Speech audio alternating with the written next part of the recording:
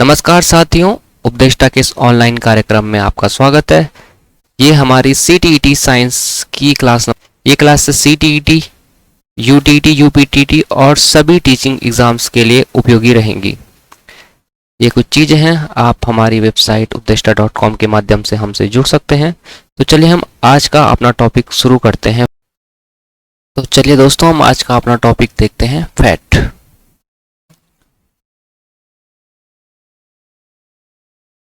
Fat यानी कि वसा।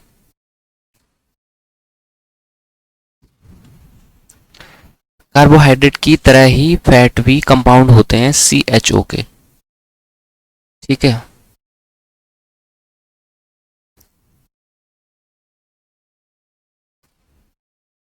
Compound of carbon, hydrogen and oxygen.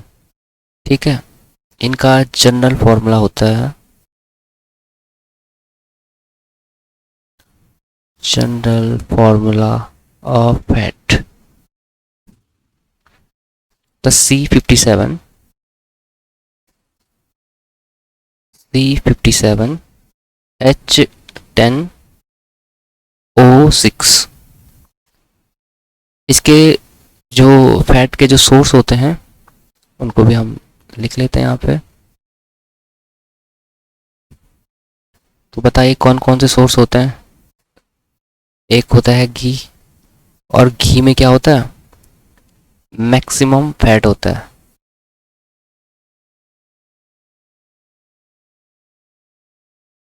Other source हैं इसके, दूध है, घी हो गया, दूध हो गया, मक्खन हो गया,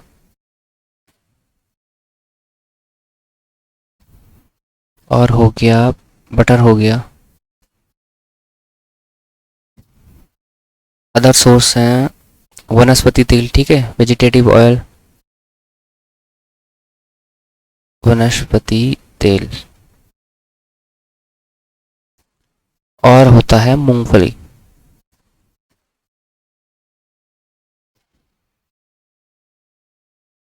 मूंगफली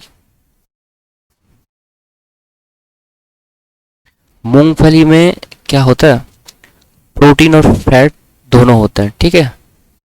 इसमें फैट भी पाया जाता है और प्रोटीन भी पाया जाता है, तो बोथ इसमें पाए जाते हैं। कार्बोहाइड्रेट का फंक्शन हमने देखा था कि क्या होते हैं, एनर्जी प्रोवाइडर होते हैं और इंस्टेंट एनर्जी देते हैं। 1 ग्राम में 4.3 किलो कैलोरी। तो सेम फैट का काम भी क्या होता है, एनर्जी प्रोवाइड करवाते हैं फैट हमें। फैट क्या करते हैं, स्लो एनर्जी प्रोवाइड करवाते हैं। जैसे कार्बोहाइड्रेट इंस्टेंट एनर्जी देते हैं, ये जो फैट होते हैं ये धीरे धीरे टूटते हैं, पर ये मैक्सिमम एनर्जी हमको क्या करते हैं, प्रोवाइड करवाते हैं। ठीक है। तो इनका फंक्शन है, पहला है इनका फंक्शन एनर्जी प्रोवाइडर। ठीक है। एनर्जी प्रोवाइड करवाना हमारी बॉडी को इनका पहला फंक्शंस है। फंक्शंस यानी कि कार्य है। और कितनी एनर्जी प्रोवाइड करवाते हैं हमको, 1 ग्राम में 9.3 किलो कैलोरी एनर्जी फैट से हमको मिलती है। यानी कि फैट के ग्राम मॉलिक्यूल से हमको मिलती है 9.3 किलो कैलोरी एनर्जी। दूसरा इनका क्या काम होता है, थर्मल इंसुलेटर का काम इनका होता है। ठीक है। थर्मल इंसुलेटर, हिंदी में इसको बोलते हैं तापरोधक का काम। जैसा आपने देखा होगा ना कि जो जानवर बर्फ में पाए जाते हैं, मोटी चमड़ी के होते हैं, उनमें फैट की लेयर होती है। ठीक है। एक तरह से इंसुलेटर का काम कर रहे हैं, तापरोधक का काम करते हैं। फैट बनता कैसे है, ठीक है, तो इसको हम देखते हैं। फैटी एसिड, इसको थोड़ा खिसका लेते हैं। फैटी एसिड,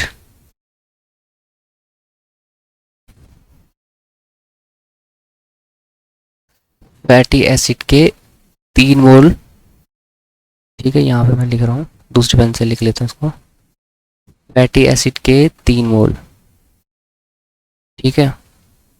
और ग्लिसरॉल,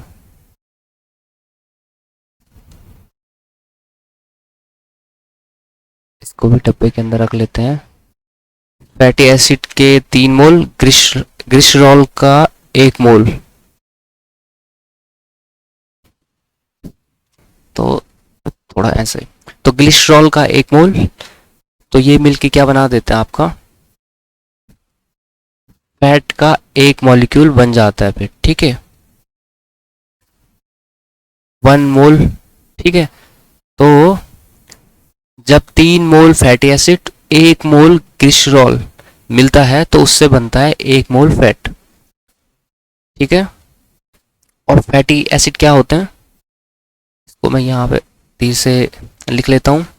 तो ये होते हैं COOH, कार्बोक्सिल ग्रुप का एसिड होते हैं। फैटी एसिड होते हैं COOH, यानी कि कार्बोक्सिल एसिड, सॉरी, कार्बोक्सिल, ये ग्रुप जो है ना, ये कार्बोक्सिल ग्रुप है, ठीक है। तो इस ग्रुप के जो एसिड होते हैं, कार्बोक्सिल ग्रुप का एसिड होता है फैटी एसिड। वहीं ग्लिसरॉल क्या होता है, इसका फॉर्मूला मैं यहाँ पे लिख लेता हूँ। ग्लिसरॉल का फॉर्मूला C3H8O3, ग्लिसरॉल का फॉर्मूला हो जाता है। और जब 3 मोल फैटी एसिड 1 मोल ग्लिसरॉल मिलते हैं तो 1 मोल फैट बनता है। अब फैटी एसिड के हम पढ़ेंगे टाइप कौन कौन से होते हैं इसके, ठीक है। तो इसको किस कहते हैं यहाँ पे, और यहाँ पे मैं लिख लेता हूँ फैटी एसिड।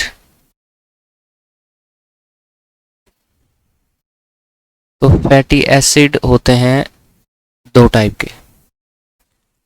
कौन कौन से टाइप होते हैं उनके, एक होता है सैचुरेटेड, एक होता है अनसैचुरेटेड।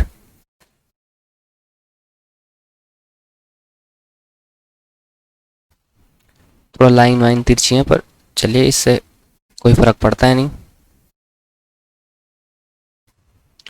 तो पहला होता है सैचुरेटेड।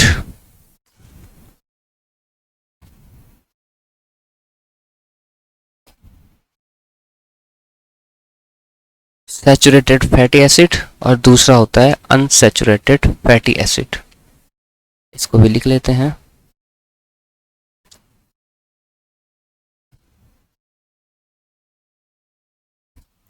अब सैचुरेटेड फैटी एसिड को हम देखते हैं क्या है। सैचुरेटेड को हिंदी में क्या बोलते हैं, संतृप्त बोलते हैं। और अनसैचुरेटेड को बोलते हैं असंतृप्त। तो इसको मैं लिख लेता हूँ संतृप्त, संतृप्त। इसको आप ढंग से देख के लिख लीजिएगा और ये हो जाएगा असंतृप्त, ठीक है। तो इसमें कार्बन कार्बन का क्या होता है, सिंगल बॉन्ड इनमें होते हैं, संतृप्त है, ठीक है। हार्मफुल होते हैं भाई। Saturated acid, saturated fatty acid हमारी बॉडी के लिए हार्मफुल होते हैं, ठीक है। और एनिमल फैट में ये पाया जाता है, या एनिमल फैट फैटी एसिड के रूप में होते हैं, सैचुरेटेड फैट होते हैं, ठीक है। ठंडे होने पर ये जम जाते हैं। जब ये होते हैं ठंडे, ठंडे होने पर जम जाता है। जब आपने कभी मीट वगैरह लाया होंगे उसमें देखा होगा आपने वाइट कलर का, ठीक है। तो ठंडे होने पर जम जाता है। उन पे एसिड, फैटी एसिड रहता है ना, उनमें फैट रहता है, तो फैट वाइट कलर का रहता है एनिमल में, ठीक है। और वो क्या रहता है, जमा हुआ रहता है। पर कुछ इसके एक्सेप्शन भी है। एक्सेप्शन मतलब अपवाद। तो इसका सैचुरेटेड का हम देख रहे हैं एक्सेप्शन। एक्सेप्शन यानी कि अपवाद क्या है इसका, अपवाद है कोकोनट ऑयल। कोकोनट ऑयल को सैचुरेटेड में ही रखा जाता है। कोकोनट ऑयल भी ठंडा होने पर जम जाता है, ठीक है। कोकोनट,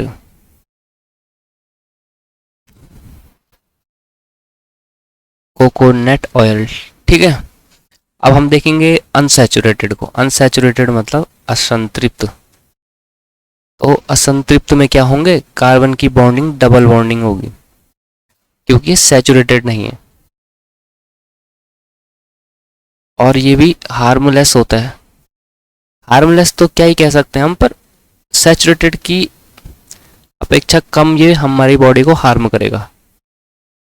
प्लांट फैट, जो भी हम सरसों का तेल और ये सब यूज करते हैं, ये सब क्या आता है, अनसैचुरेटेड फैटी एसिड में आते हैं। ठीक है, ठंडा होने पर नहीं जमते हैं। ठीक है, ठंडा होने पर नहीं जमता है।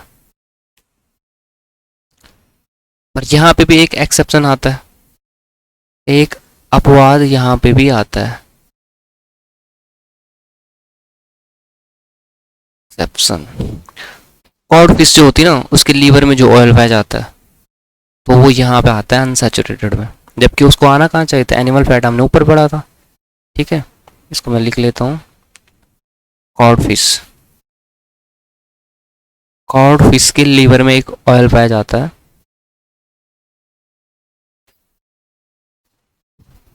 तो उसको क्या होना चाहिए था, वैसे ठंडा होने पर जम जाना चाहिए था एनिमल फैट की तरह, पर वो नहीं जमता है और वो सैचुरेटेड भी नहीं होता है, अनसैचुरेटेड रहता है, कम हार्मफुल होता है। ठीक है, नोट्स आपने बिल्कुल इसी तरह बनाने, सॉल्ट में बहुत ज़्यादा कहानी लिखने की ज़रूरत है नहीं।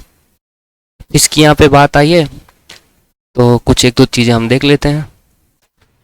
फिश, तो आपने बताना है मुझे स्टडी ऑफ फिश क्या कहलाता है। स्टडी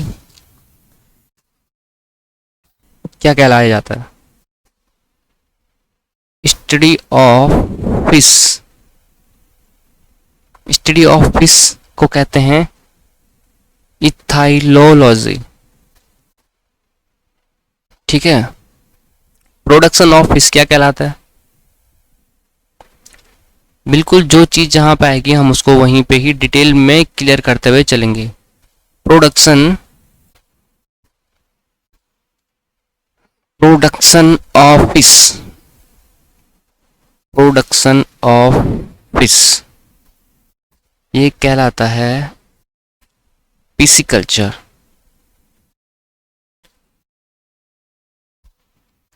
फिश और फिश का जो रेवोल्यूशन हुआ था, कौन सा रेवोल्यूशन हुआ था, जैसे हरित क्रांति है ना, वैसे ही ब्लू क्रांति, ब्लू रेवोल्यूशन, ब्लू रेवोल्यूशन किसके लिए हुई थी, फिश के उत्पादन के लिए हुई थी। आगे बढ़ते हैं हम, डाइजेशन ऑफ हम फैट देखते हैं हमारी बॉडी में कैसे होता है।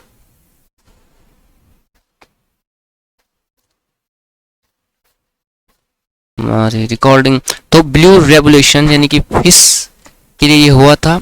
अब हम देखेंगे कि डाइजेशन ऑफ फैट हमारी बॉडी में कैसे होता है। डाइजेशन, जरा हम अपनी पेन की सेटिंग चेंज करते हैं, आप लोग एक मिनट रुकिए। डाइजेशन ऑफ फैट, तो ये हमारी बॉडी में होता है लाइपेज एंजाइम के कारण। ठीक है, ये जरूरी है, इंपॉर्टेंट है, अच्छे से आप इसको याद कर लीजिए। तो डाइजेशन ऑफ फैट होता है लाइपेज एंजाइम से, और लाइपेज एंजाइम कहाँ से सीक्रेटेड होता है, कहाँ से इसका स्रावण होता है, ये लाइपेज एंजाइम है, और इसका सीक्रेशन होता है, जो सीक्रेशन फ्रॉम पेनक्रियाज, पेनक्रियाज यानी कि अग्न्या से इसका क्या होता है, सीक्रेशन होता है।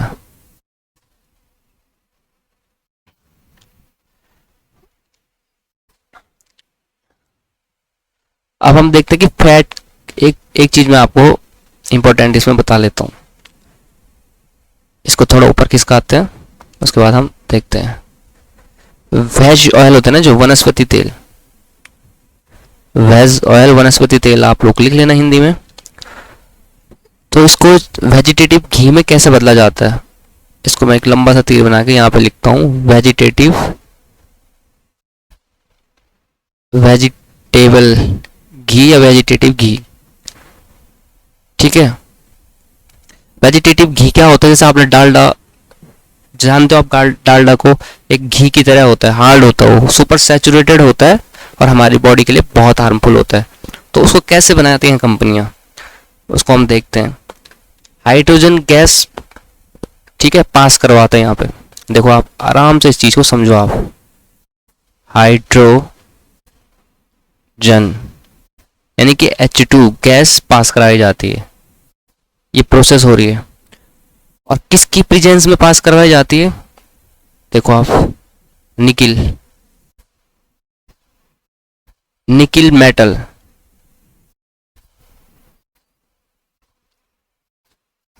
निकिल मेटल की प्रेजेंस में।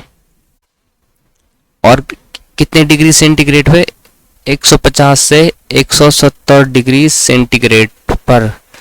तो आप इसको समझिए, आप जो वेजिटेटिव ऑयल होता है उसको वेजिटेटिव घी बनाने के लिए कंपनियां क्या करती हैं, हाइड्रोजन गैस पास करवाती हैं वेजिटेटिव ऑयल में निकिल मेटल की प्रेजेंस में, और टेम्परेचर कर देते हैं 150 से 170 डिग्री सेंटीग्रेड। निकिल मेटल की प्रेजेंस में हाइड्रोजन गैस पास करवाते हैं वेजिटेटिव ऑयल में, तो वो किस में चेंज हो जाता है, वेजिटेबल घी में हो जाता है। डालडा आपने सुना होगा, देखा होगा, ठीक है, और वो हमारी बॉडी के लिए होता है बहुत ज़्यादा हार्मफुल।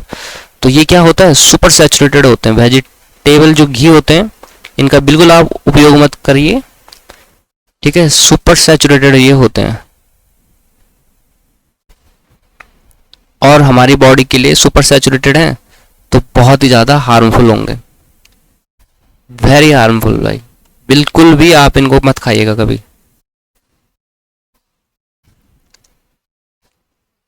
और इस प्रोसेस को क्या कहते हैं, जो पूरी प्रोसेस हमने देखी यहाँ से वेजिटेटिव ऑयल का वेजिटेबल घी में बदलने की प्रोसेस को कहते हैं हाइड्रोजिनेशन।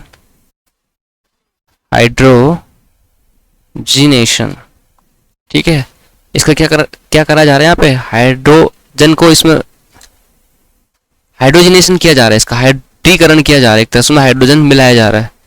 और जब ये बहुत ज़्यादा हार्मफुल होता है वेजिटेटिव ऑयल, तो कहाँ जाता है, हमारे ब्लड में जाएगा। और ब्लड में जो हमारे फैट होता है उसको क्या कहते हैं, बताइए आप लोग कमेंट सेक्शन में।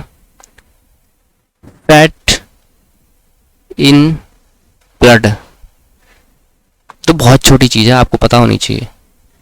आजकल तो लोग काफ़ी जागरूक हैं इन चीज़ों के लिए, हेल्थ के लिए। तो इसको कहते हैं भाई कोलेस्ट्रॉल, सबको पता होना चाहिए था, ये सबको पता है भी, ठीक है, कोलेस्ट्रॉल। और हिंदी में कहते हैं रक्त वसा। जब आपके नहीं, किसी ऐसे मूर्ख व्यक्ति के जो अपनी हेल्थ का ध्यान नहीं रखता है, बहुत ज़्यादा तला भुना और बेकार चीज़ें खाता है, तो उसके ब्लड में फैट की मात्रा बढ़ जाती है कोलेस्ट्रॉल के रूप में। और वही कोलेस्ट्रॉल बाद में क्या कर देता है, रक्त के प्रवाह को रोक देता है। ये नलियाँ हैं रक्त की, और यहाँ ये खून बह रहा है, और जब उसमें फैट इकट्ठा हो गया, ठीक है, तो बाद में कहीं पे यहाँ पे ब्लॉकेज बन जाएगा और रक्त आगे नहीं जा पाएगा और व्यक्ति को क्या हो जाएगा, हार्ट अटैक हो जाएगा। बिल्कुल ध्यान रखिए आप अपनी हेल्थ का। यही उम्र है हेल्थ की ध्यान रखने का। इस उम्र के सारे जो भी गलत कारनामे हैं 30 के बाद आप पे असर दिखाएंगे, और जो भी अच्छे कारनामे हैं हेल्थ के प्रति वो 30 के बाद ज़्यादा असर दिखाएंगे। आप एक स्वस्थ जीवन जिएंगे।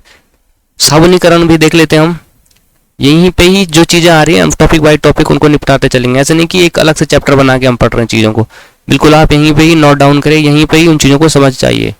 आगे पढ़ाया जाएगा तो वो रिवीजन की तरह हो जाएगा। वेजिटेटिव ऑयल है प्लस, अच्छा इस प्रोसेस को, इसका टॉपिक मैं लिख लेता हूँ ऊपर, ठीक है, साबुनीकरण आप लिख लीजिए हिंदी में, इंग्लिश में मैं लिख लेता हूँ शॉपिनिफिकेशन। आप दोनों टर्म में लिखिए करिए, हिंदी वाले इंग्लिश में, इंग्लिश वाले हिंदी को भी सीखिए, और जो हिंदी मीडियम वाले हैं वो इंग्लिश को जरूर, इसलिए मैं सारे टर्म इंग्लिश में ही लिखता हूँ क्योंकि आप जमाना ही इंग्लिश का है। हिंदी तो आपको आनी ही चाहिए, इंग्लिश भी आप सीखते रहिए, ठीक है। हालांकि भाषा का इंटेलेक्चुअल से लेना देना कुछ है नहीं, पर फिर भी इंटेलेक्चुअल आप हैं तो सीख लीजिए भाषा भी, आपको कोई दिक्कत नहीं आनी चाहिए इसको सीखने में भी। वेज ऑयल है, इसमें NaOH और KOH मिलाया जाएगा, ठीक है। NaOH को कहते हैं कास्टिंग सोडा और KOH को कहते हैं कास्टिंग पोटास। तो इस पर कंफ्यूजन रहता है कभी कभी बच्चों को, खोला नहीं है आपने, मैं यहाँ पे लिख ले रहा हूँ NaOH, इसको कहते हैं कास्टिंग सोडा और इसको कहते हैं कास्टिंग पोटास। बिल्कुल आपको बहुत डीप में पढ़ाया जाएगा, ये आपके CTET को तो क्लियर करवाएगा ही करवाएगा। बाकी आपके जो बायो वाले बच्चे हैं, बायोलॉजी वाले बच्चे हैं, उनके टीचिंग एग्जाम में भी ये क्वेश्चन आते ही आते हैं। तो हम बिल्कुल डीप में पढ़ रहे हैं, सारे एग्जामिनेशन के लिए आपके लिए फायदेमंद रहेगा। बिल्कुल नोट डाउन आप अभी यहाँ पे कर दीजिए। तो साबुनीकरण है तो क्या बनेगा, फिर साबुन ही बनेगा। C17H35, 17 दूना 34 और एक 35, यहाँ पे इस तरह का याद करने का है इसका, COONA। और दूसरा बनता है, यहीं पे ही तीर मार के लिख रहा हूँ, C17H35, याद तो हो गया होगा, 17 दूना 34 और एक 35, COOK। अब ये दोनों क्यों लिखे मैंने, जब NOS से कराई जाएगी तो Na यहाँ पे, जब KOS से करवाई जाएगी तो K जुड़ेगा, सिंपल है। अब इसको तो कहते हैं डिटर्जेंट। डिटर्जेंट यानी कि क्या होता है डिटर्जेंट, निरमा कहते हैं डिटर्जेंट को, और यह निरमा कंपनी का नाम है। मैं बताइए आप कमेंट सेक्शन में डिटर्जेंट को क्या कहते हैं हिंदी में। आप मार्जक कहते हैं वैसे शुद्ध हिंदी में, पर रेगुलर बोलचाल में निरमा तो शायद कंपनी का नाम है, ठीक है। जैसे आप लोग बोलते हैं ना नूडल्स को मैगी दे दो, और टूथपेस्ट को आप लोग कॉलगेट बोल देते हैं, तो कॉलगेट तो कंपनी है, वैसे ही निरमा भी कंपनी है, ठीक है। और ये वाला हो जाता है बाथ सोप, साबुन हिंदी में लिख लीजिए आप। जब K जुड़ेगा C17H35, 17 दूना 34 और एक 35, C17H35 COOK, K जुड़ रहा है तो बाथ सोप बनेगा, Na जुड़ रहा है तो डिटर्जेंट बनेगा, आप मार्जक बोलते हैं डिटर्जेंट को हिंदी में, ठीक है। और प्लस क्या हो जाएगा, ग्लिसरॉल, देखो ग्लिसरॉल, सिंपल है, अलग अलग लिखवाने की जरूरत नहीं है। अगर आपको अलग अलग लिखना है तो आप एक बार वेजिटेटिव ऑयल लिखिए, एक बार NOH लिखिए और उसके आगे आप ये वाला लिख दीजिए, फिर दूसरी बार लिखिए आप वेजिटेटिव ऑयल प्लस KOH और ये वाला लिख लीजिए। अब दोनों में प्लस ग्लिसरॉल दोनों में कर दीजिए। ये सिंपल चीज़ है, यहीं पे आप समझ जाइए। छोटे बच्चे तो आप अब हैं नहीं कि आपको अलग अलग छोटी छोटी चीज़ें लिखाई जाए। तो समय तो है अभी हमारे पास, तो हम प्रोटीन को भी शुरू कर लेते हैं, या इसको दूसरी क्लास में करें, आप हमको बताइए। तो आज की क्लास के लिए इतना ही, हम आपको मिलते हैं अगली क्लास में। बिल्कुल जुड़े रहिए आप हमारे साथ। ये कुछ चीज़ें हैं, आप हमारी वेबसाइट www.updeshta.com के माध्यम से भी हमसे जुड़ सकते हैं।